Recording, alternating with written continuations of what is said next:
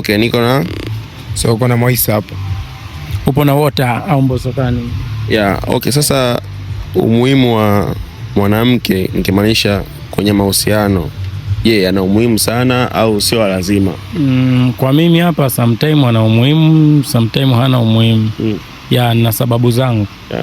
Kuna muda anaweza akakurudisha nyuma na kuna muda anaweza akafanya ukasonga mbele, ingawa sio muhimu sana.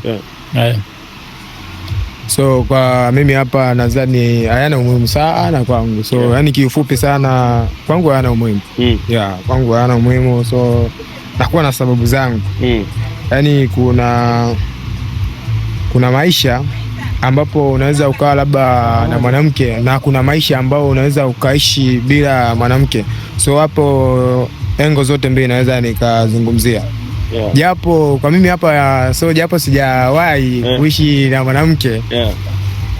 Lakini hata wale watu walionitangulia nikikaa nao labda utashangaa labda huenda mtu akwambia ningesioa, ningekuwa sijaoa ningetulia kwanza. So hata mimi hapa mwenyewe naona kama hayana umuhimu sana. Kwa hiyo acha tuendelee kuishi hivi.